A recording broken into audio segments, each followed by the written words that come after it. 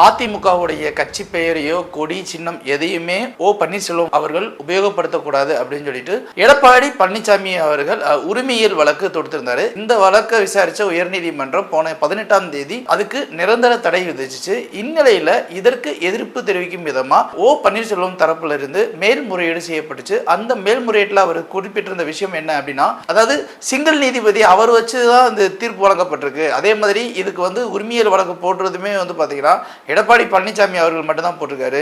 இது மக்களோ கட்சி தொண்டர்களோ யாருமே இதற்கு எந்த ஒரு எதிர்ப்புமே தெரிவிக்கல.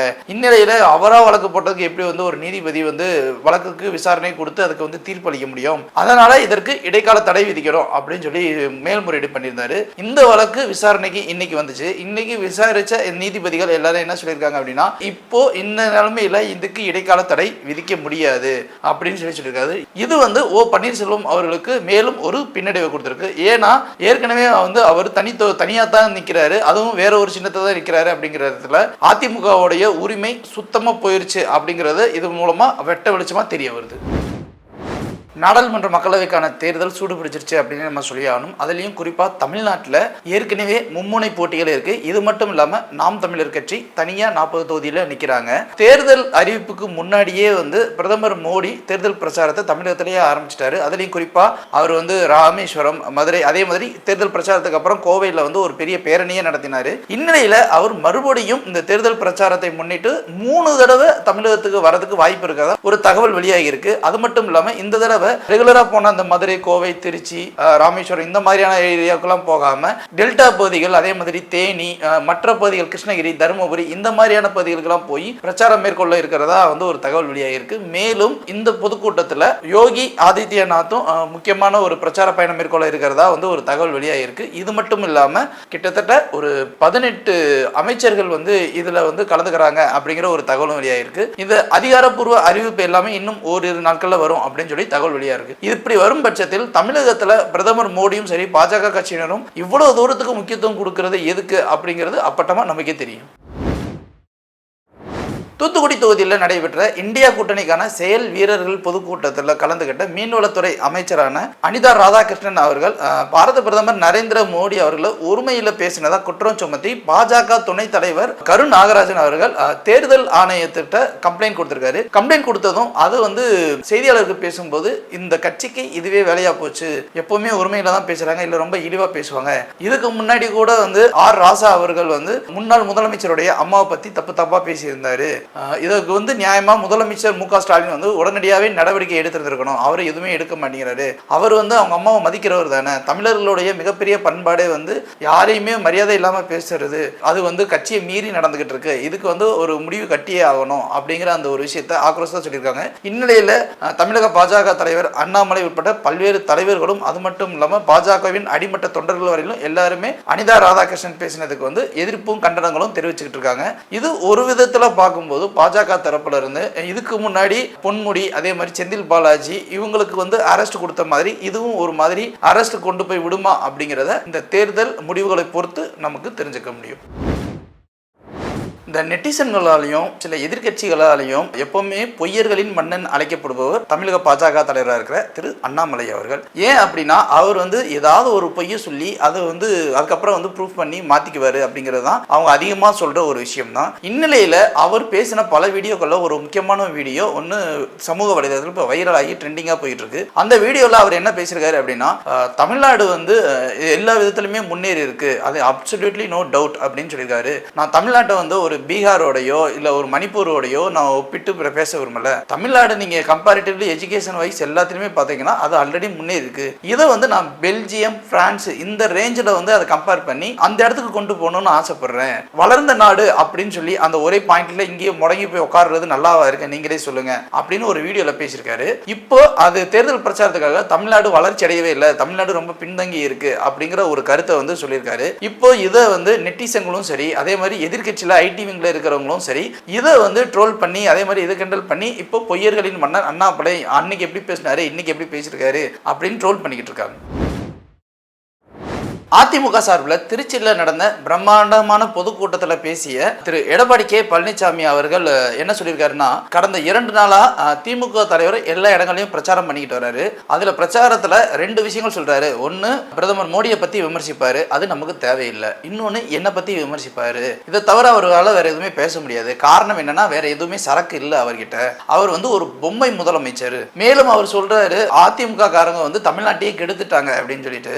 எம்ஜிஆர்னு ஒரு மாமனிதர் இல்லைன்னா தமிழ்நாடு உங்க குடும்பமே வித்திருக்கும் அப்படின்னு ஒரு விஷயத்தையும் சொல்லியிருக்காரு. ஸோ இது எல்லாத்தையும் ஒரு பக்கம் பேசுனது மட்டும் இல்லாம, அதை விட்டுட்டு இவங்க தப்பா பேசுறாங்க. மக்கள் அறிவாளிகள், ரொம்ப தெளிவானவங்க, விவரமானவங்க, அவங்களுக்கு தெரியும் யாருக்கு வாக்களிக்கணும் அப்படின்னு சொல்லி பேசியிருக்காரு. இந்நிலையில இது அதிமுக தொண்டர்கள்கிட்ட மிகப்பெரிய உற்சாகத்தையும் திமுக தொண்டர்கள்கிட்ட மிகப்பெரிய கொந்தளிப்பையும் ஏற்படுத்தியிருக்கு. நாளுக்கு நாள் தேர்தல் களம் சூடுபிடிச்சுக்கிட்டு இருக்க இந்த வேளையில திமுக தரப்புல இருந்து தேர்தல் பரப்புரை கடந்த 22ஆம் தேதி முதலமைச்சர் மு.க. ஸ்டாலின் இருந்து ஆரம்பிச்சு அது தொடர்ந்து போய்கிட்டே இருக்கு. இந்நிலையில அதிமுக தரப்புலையும் திருச்சியில தான் அந்த பிரம்மாண்ட பொதுக்கூட்டம் நடைபெற போகுது அப்படின்றதும், அது 24ஆம் தேதி நடைபெற போகுது. அந்த கூட்டத்துல தான் அதிமுக தரப்புல இருந்து கலந்துக்க போற 40 தொகுதி வேட்பாளர்கள் அறிமுகம் செய்யப்படுவாங்க அப்படின்னு பேசப்பட்டுச்சு. இந்நிலையில நேத்து நடந்த திருச்சியில அந்த ஒரு பெரிய பிரம்மாண்ட கூட்டத்துல எடப்பாடி கே பழனிசாமி அவர்கள் கலந்துகிட்டு ஒரு பிரம்மாண்ட மேடையில் பிரம்மாண்ட பொதுக்கூட்டத்தில் தன்னோட கெத்தை நிரூபிச்சிட்டாரு அப்படின்னு சொல்லிட்டு அரசியல் வல்லுநர்கள் பேசப்படுது. காரணம் என்ன அப்படின்னா, பொதுவாகவே ஒரு பிரம்மாண்ட மேடை பிரம்மாண்ட பொதுக்கூட்டம் அப்படின்னா, இதுக்கு முன்னாடி அதிமுகவின் முன்னாள் பொதுச் செயலாளராக இருந்த ஜெயலலிதா அவர்களும் சரி, அதுக்கு முன்னாடி எம்ஜிஆர் அவர்களுக்கும் சரி, அவங்களுக்கு இருந்த அந்த பிரம்மாண்ட கூட்டம் அதுக்கப்புறம் இடையில இருந்த நின்ன தலைவர்களுக்கு பெருசாவே இல்லைன்னே சொல்லலாம். ஆனா இந்நிலையில நேற்று நடந்த அந்த பிரம்மாண்டமான பொதுக்கூட்டத்தில், அதுவும் எடப்பாடி கே பழனிசாமி கலந்துகிட்ட அந்த கூட்டத்தில் ஒரு மிகப்பெரிய கூட்டம் வளர்ந்துச்சு அப்படின்னு சொல்லி சொல்றாங்க. மேலும் இது அதிமுக வலுவிழந்த நிலையில இருக்கு அப்படின்னு சொல்ற அந்த ஒரு விஷயம் இந்த இடத்துல தவிடுபடி ஆயிடுச்சு அப்படின்னு சொல்லிட்டு அதிமுக தரப்புல இருந்து பேசப்படுது. மேலும் அதிமுக இந்த தடவை ஒரு பெரிய இம்பாக்டே கிரியேட் பண்ணும், நீங்க வேணா பொறுத்திருந்து பாருங்கன்னு சொல்ல போறாங்க. எது எப்படியோ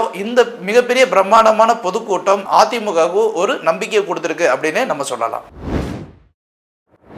பாஜகவின் விருதுநகர் தொகுதியின் வேட்பாளராக இருக்கிற நடிகை திருமதி ராதிகா அவர்கள் இன்னைக்கு பாஜக அலுவலகத்தை திறந்து வச்சுட்டு செய்தியாளர்களுக்கு பேட்டி அளித்தாங்க. அப்போது அவங்க பேசும்போது என்ன சொன்னாங்க அப்படின்னா, இந்த தொகுதியின் முன்னாள் எம்பியான மாணிக்கம் தாகூர் பெருசாக எந்த ஒரு வேலையும் செய்யவே இல்லை அப்படின்னும், அதே மாதிரி மக்களை சரிவர கவனிக்கிறது இல்லை அப்படிங்கிறது கேள்விப்பட்டேன். இந்நிலையில தான் கட்சி மேலிடம் விருதுநகர் எங்களுக்கு போட்டியிடும்படி கேட்டுக்கிட்டாங்க. நான் அதுக்காக இறங்கியிருக்கோம். விருதுநகரில் காமராஜர் மணிமண்டபம் கட்டும்போது கூட நாங்கள் இங்கே தான் இருந்தோம். நிறைய வாட்டி தேர்தல் பிரச்சாரத்துக்கு வந்திருக்கோம். அதனால எங்களுக்கு இந்த ஊர் ஒன்றும் புதுசு கிடையாது.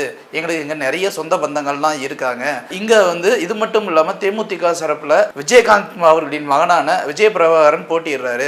அவர் என் பொண்ணு கூட படிச்சிருக்காங்க. அவரும் எனக்கு மகன் மாதிரி தான். அவர் நல்லா வரணும், நல்ல நன்மைக்கு வரணும் அப்படிங்கிற அந்த ஒரு விஷயத்தையும் சொல்லியிருக்காங்க.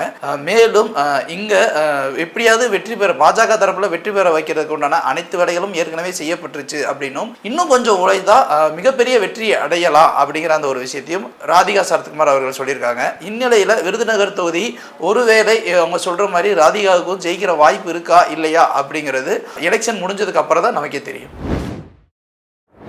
தமிழ்நாட்டில் மக்களவை தேர்தலுக்கான தேதி வர 19ஆம் தேதி நடைபெற இருக்கிற இந்த நிலைமையில் வேட்பு மனு தாக்கல் ஜரூராக நடந்துகிட்டு தான் இருக்கு. இந்நிலையில் சனி ஞாயிறு 2 நாள் விடுமுறை அப்படிங்கிறதுனால இன்னைக்கு வேட்பு மனு தாக்கல் பல பக்கமும் பல தேர்தல் ஆணைய அலுவலகத்தில் நடைபெற்று தான் இருந்துச்சு. இப்போ வடசென்னை பக்கம் திமுக தரப்புல இருந்து கலாநிதி வீராசாமியும், அதே மாதிரி அதிமுக தரப்புல இருந்து ராயபுரம் மனோ அவர்களும் ஒரே நேரத்தில் வேட்பு மனு தாக்கல் செய்ய வந்ததா சொல்லி அங்க சிறிய வாக்குவாதமே நடைபெற்றுச்சு. அந்த வாக்குவாதம் யார் யாருக்கு அப்படின்னா, முன்னாள் அமைச்சராக இருக்கிற ஜெயக்குமார் அவர்களுக்கும் இன்றைய அறநிலைத்துறை அமைச்சராக இருக்கிற சேகர் பாபு அவர்களுக்கும் நடைபெற்றதா சொல்லப்படுது. இது மட்டும் இல்லாம இந்த வாக்குவாதம் யாரு முதல்ல வந்தது, யாரு முதல்ல வேட்புமனு தாக்கல் செய்யறது அப்படிங்கிறது போய் கிட்டத்தட்ட ஒரு 45 நிமிஷம் இந்த வாக்குவாதனால வேட்புமனு தாக்கலே செய்யப்படல. அந்த நேரம் பார்த்து பாஜகவின் வேட்பாளராக இருக்கிற பால் கனகராஜ் உள்ள வந்துட்டாரு. சோ கொஞ்ச நேரத்துல அந்த தேர்தல் அலுவலகமே ஒரு மாதிரி பரபரப்பாவே ஓடிக்கிட்டே இருந்திருக்கு. இது எல்லாத்தையும் பேசின தேர்தல் அதிகாரி ஃபைனலா டோக்கன் சிஸ்டத்துல கொடுக்குறேன் அப்படின்னு சொல்லி சொன்னதாகவும், டோக்கன் சிஸ்டத்துக்கு அப்புறம் எல்லாமே சரியாயிடுச்சு அப்படின்னு சொல்லிட்டு ஃபர்ஸ்ட் சுயேட்சை வேட்பாளர்கள் யாரெல்லாம் வேட்புமனு தாக்கல் செய்ய வந்திருக்காங்களோ அவங்கலாம் செய்ய வந்ததுக்கு அதுக்கப்புறம் டோக்கன் சிஸ்டம்ல இவங்களுக்குலாம் கொடுத்ததாகவும் பேசப்படுது. மேலும் இன்னொரு முக்கியமான ஒரு விஷயம் அதில் என்ன சொல்றாங்கன்னா, அதிமுக தரப்புல இருந்தா வேட்புமனு தாக்கல் செய்ய முன்னாடி வந்தாங்க அப்படின்னு சொன்னாலுமே அதை சேகர் பாபு அவர்கள் கேட்டுக்கல அப்படிங்கிற அந்த ஒரு விஷயமும் தேர்தல் ஆணைய அலுவலகத்திலிருந்து பேசப்படுது. இந்தியாவிலிருந்து சந்திரனை ஆராய்ச்சி பண்றதுக்கு 3வது முறையா அனுப்பப்பட்டதான் சந்திரயான் 3. இது போன வருஷம் ஜூலை மாதம் சதீஷ் தவான் விண்வெளி ஆராய்ச்சி மையத்திலிருந்து ஏவப்பட்டுச்சு. கரெக்டா ஒரு மாசத்துல அது விண்வெளி சுற்றுப்பாதையை சுற்றி நிலவுல போய் தென் துருவத்துல வந்து அது சேஃப்கார்டா லேண்ட் ஆச்சு. அந்த லேண்ட் ஆன அது இந்தியாவிலேயே ஃபர்ஸ்ட் டைம், அதாவது சவுத் போல்ல வந்து லேண்ட் ஆன ஒரே ஒரு சந்திரயான் மிஷன்னா அது இது மட்டும்தான், விக்ரம் லேண்டர் ரோவர் தான் அப்படின்னு சொல்லிட்டு ரொம்ப பெருமையாவே சொன்னாங்க. இந்த பெருமைக்கு அப்புறம் இது பத்தி பேசின பிரதமர் மோடி அவர்கள் அந்த இடத்துக்கு இனிமேல் வந்து சிவசக்தி அப்படிங்கிற அந்த ஒரு பெயர் தான் வைக்கப்படும் அப்படின்னு சொல்லியிருந்தாரு. இந்நிலையில சர்வதேச ஆராய்ச்சியாளர்கள் யூனியன் வந்து இதுக்கு வந்து சிவசக்தி அப்படிங்கிற பெயர் வச்சுக்கலாம் அப்படின்னு சொல்லி அங்கீகாரம் கொடுத்திருக்காங்க. இது உலக மேடையில நமக்கு கிடைத்த மற்றும் ஒரு அங்கீகாரம் அப்படின்னு சொல்லிட்டு இந்திய ஆராய்ச்சி வல்லுநர்களால ரொம்ப பெருமையாவே பேசப்பட்டுக்கிட்டு வருது.